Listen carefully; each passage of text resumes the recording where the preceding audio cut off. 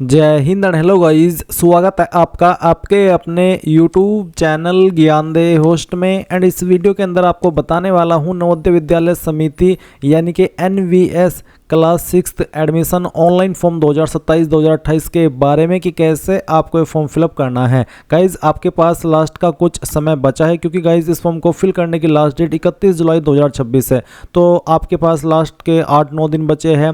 क्या पता आप इस वीडियो को किस डेट में वॉच करें, तो बस आपको उस डेट से देख लेना कि 31 जुलाई कितना दूर है और फिर उसके अकॉर्डिंग अपना टाइम मैनेज करके इस फॉर्म को अप्लाई कर लेना। इसमें ज़्यादा समय लगेगा नहीं, हद से हद आपके 20 मिनट लगेंगे अगर आप एक एक डिटेल अच्छे से समय लगा करके चेक करेंगे। और अगर थोड़ा जल्दबाजी से करेंगे तो फिर आप 10 मिनट के अंदर भी इस फॉर्म को फिल कर सकते हैं।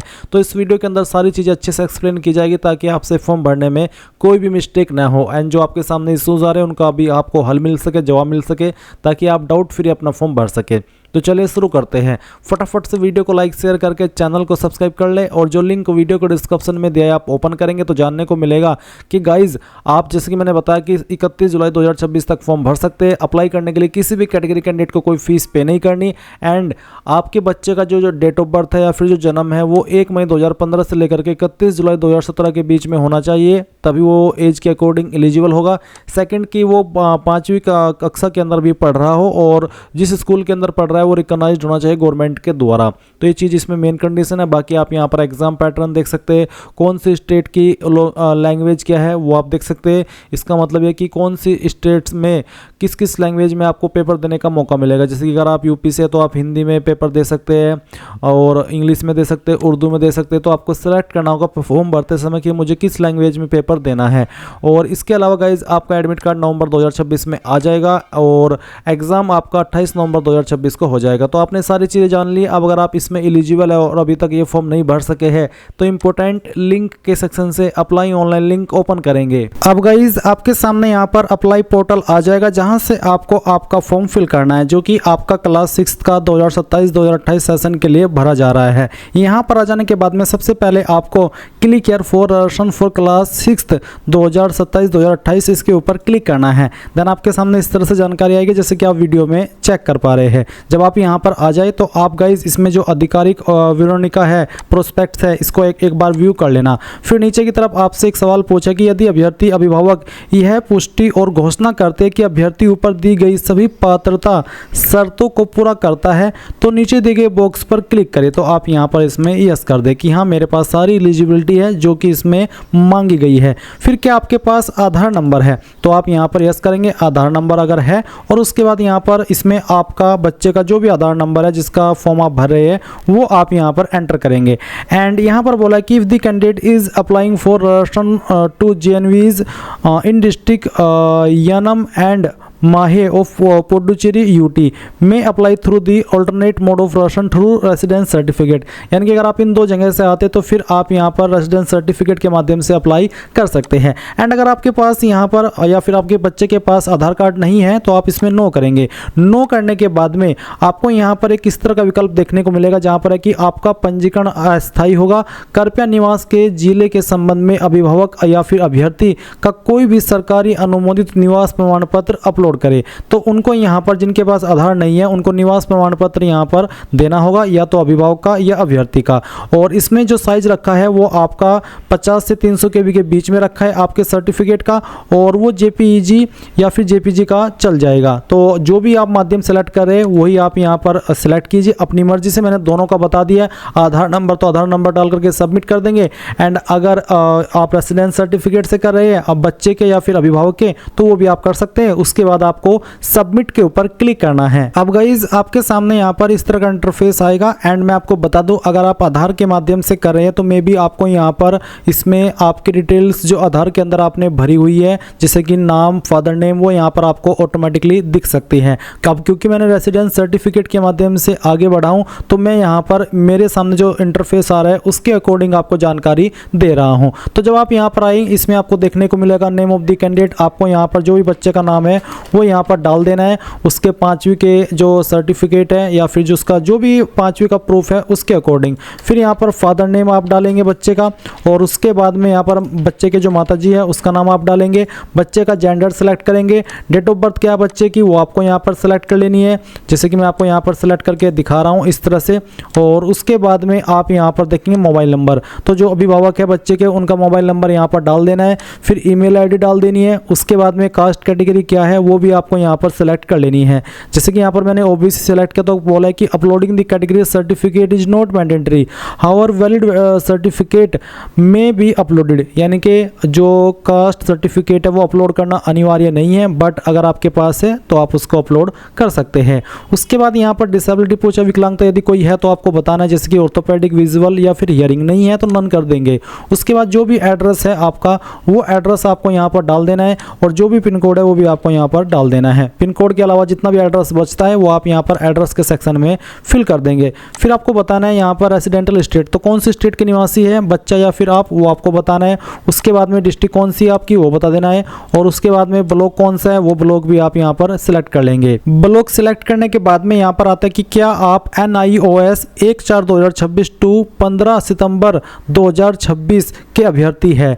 RUN बेसिकली इंग्लिश के अंदर लाइन है, तो अगर आप है आप यहाँ पर यस कर देंगे, नहीं तो आपको यहाँ पर नो कर देना है।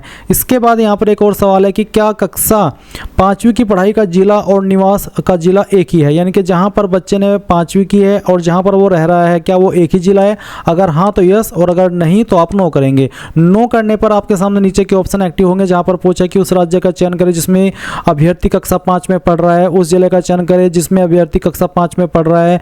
ये आपको बताना होगा, पहले स्टेट फिर डिस्ट्रिक्ट और उसके बाद में ब्लॉक। बट अगर आपका बच्चा वहीं पर पढ़ रहा है जहाँ पर आप निवास करते हैं उसी जिले के अंदर, तो आप यहाँ पर यस कर देंगे। फिर आपको देने की आवश्यकता यहाँ पर नहीं पड़ेगी, ऑटोमेटिकली यहाँ पर फिल्ड हो जाएगा आपकी ऊपर भरी हुई जानकारी से। इसके बाद यहाँ पर देखेंगे मीडियम ऑफ एग्जामिनेशन, तो किस लैंग्वेज में आपको एग्जाम देना है। जो लैंग्वेज आप सिलेक्ट कर लेंगे फिर उसी में आपको पेपर देना होगा, और बाद में आप इसको बिल्कुल भी चेंज नहीं कर सकते। इसलिए सोच समझ करके ही सिलेक्ट करना है कि किस मीडियम में आपके बच्चे को एग्जाम देना है। इसमें काफ़ी सारी लैंग्वेज में यह एग्जाम होता है। उसके बाद आता है प्रीवियस स्कूल डिटेल, तो यहाँ पर आपको एक एक करके डिटेल्स देनी है, पहले कक्षा 3 की, फिर कक्षा 4 की और उसके बाद में कक्षा 5 की। जैसे कि यहाँ पर स्कूल का नाम जो आपका कक्षा 3 था वो आपने किस स्कूल से किया, जैसे कि मैं यहाँ पर और स्कूल का नाम लिख देता हूँ। इसमें यहाँ पर मैं जो स्कूल कॉलेज का नाम है वो डेमो के लिए फिल करके दिखा रहा हूँ। आप यहाँ पर इस तरह से स्कूल का पूरा नाम लिख देना। फिर 4th कहाँ से की, अगर सेम ही स्कूल से 4th किया तो वो भी यहाँ पर डाल देना। 5वीं भी सेम स्कूल से किया तो उसमें भी सेम नाम लिख देना। उसके बाद है कि ये जो आपका स्कूल है वो मान्यता प्राप्त था या फिर नहीं। अगर मान्यता प्राप्त था या है तो आप रिकॉग्नाइज्ड के ऊपर इस तरह से क्लिक कर देंगे। फिर स्कूल लोकेशन क्या है, इसमें रूरल है और अर्बन है, यानी कि ग्रामीण या फिर शहरी, जो भी है वो आप यहाँ पर इस तरह से सिलेक्ट कर लेंगे। शहरी है तो अर्बन और ग्रामीण है तो रूरल। उसके बाद ईयर मंथ ऑफ ज्वाइनिंग, जैसे कि यहाँ पर कक्षा 3 का पूछा है तो कक्षा 3 में कौन से ईयर में एडमिशन लिया, तो जैसे कि यहाँ पर 2024 आ रहा है, फिर आपको मंथ बताना है, फिर 2025 उसका मंथ, 2026 उसका मंथ, एंड इसी प्रकार से ईयर ऑफ पासिंग और फिर उसका मंथ, ईयर ऑफ पासिंग का मंथ 4th क्लास का और उसका मंथ, और इसी प्रकार से कक्षा 5वीं का जो ईयर ऑफ पासिंग है वो बताना होगा, और साथ ही किस मंथ में आपने पास की है वो भी आपको बताना है। इस तरह से ये जानकारी आपको भर देनी है। इसके बाद नीचे की तरफ आप देखेंगे यहाँ पर अभ्यर्थी माता पिता विभाग के द्वारा शपथ पत्र, यहाँ पर शपथ पत्र आपको बोला है। इसमें ये जो लाइन लिखी गई है ये शपथ पत्र में आपको बेसिकली अभी मैं नीचे बताऊंगा कि क्या करना है। जैसे कि पहले तो आप देखेंगे कि अभ्यर्थी की फोटो अपलोड करे, जो बच्चा है उसकी फोटो यहाँ पर आपको अपलोड करनी है जिसका साइज 10 से 100 KB के बीच में रखा है। तो आप चूज फाइल इसके ऊपर क्लिक करेंगे और जहाँ पर भी बच्चे की फोटो है वो फोटो आपको यहाँ पर सिलेक्ट कर लेनी है। जैसे कि मैं डेमो के लिए इस इमेज को सिलेक्ट करता हूँ, ओपन करता हूँ, इस तरह से बच्चे का फोटो आएगा। फिर यहाँ पर जो बच्चे का सिग्नेचर है वो आपको अपलोड करना है, चाहे सिग्नेचर किस तरह का भी वो करता हो। अगर सिंपल नाम लिखता हो तो सिंपल नाम लिख दे, यहाँ पर अपलोड कर देंगे। अगर उसका कोई सिग्नेचर है अभी से उसने सिग्नेचर को डिसाइड कर लिया है तो वो सिग्नेचर जो भी अभी भी वो कर रहा है करंट में वो आप यहाँ पर सेलेक्ट करके ओपन कर देंगे। उसके बाद माता या पिता के हस्ताक्षर, जो माता जी है या फिर जो पिता है बच्चे के, उसका जो सिग्नेचर है वो आपको यहाँ पर अपलोड करना है। तो चलिए मैं यहाँ पर वो भी अपलोड करके आपको दिखाता हूँ। इस तरह से आप यहाँ पर जो फाइल है सिग्नेचर की अभिभावक के, चाहे वो माता हो चाहे पिता, वो आप अपलोड करेंगे। फिर है अपलोड कैटेगरी सर्टिफिकेट। अब मैंने पहले ही बताया कि ये सर्टिफिकेट देना अनिवार्य नहीं है, अगर आपके पास है तो दे दीजिए, नहीं है तो कोई इस वाली बात नहीं है। इसके बाद आप यहाँ पर नीचे आएंगे एंड सेव एंड प्रीव्यू, इसके ऊपर क्लिक करेंगे। अब गाइज आप यहाँ पर देखेंगे कि जो भी जानकारी आपने अभी भरी है वो सभी आपके सामने है। आप एक एक करके सभी जानकारी को अच्छे से चेक कर लेना, क्योंकि बाद में ये फॉर्म एडिट करने का मौका आपको नहीं मिलता है। इसलिए जब आप पूरी तरीके से श्योर हो कि हम मैंने जो इन्फॉर्मेशन भरी है वो सभी सही है, तभी आप फाइनल सबमिट करना। नहीं तो आप जब इसमें चेक कर रहे हो और आपको लगे कि यार मेरे से कहीं स्पेलिंग मिस्टेक हो गई है या फिर कहीं पर कुछ और लिखना था कुछ और लिखा गया, तो आप एडिट के ऊपर क्लिक करके उसको एडिट करना। नहीं तो जैसे कि मैंने कहा, अगर आप श्योर हो 100% तो फाइनल सबमिट इसके ऊपर क्लिक करके यहाँ से ओके कर देना। अब आप देखेंगे कांग्रेचुलेसन, आपका जो फॉर्म है वो सबमिट हो चुका है और आपको राशन नंबर मिल चुका है। नंबर आप नोट कर लेना या फिर यहाँ से स्क्रीनशॉट ले लेना और उसके बाद click to print your ration form, इसके ऊपर क्लिक करना।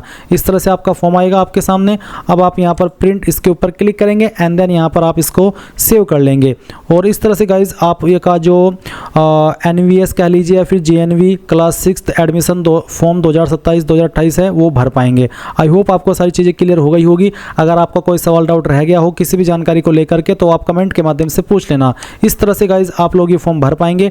और अगर अभी भी जैसे कि मैंने कहा कि कोई डाउट है तो कमेंट के माध्यम से पूछ लेना। एंड अगर आपने अभी तक वीडियो को लाइक शेयर नहीं किया हो तो कर देना। Thanks for watching. जय हिंद।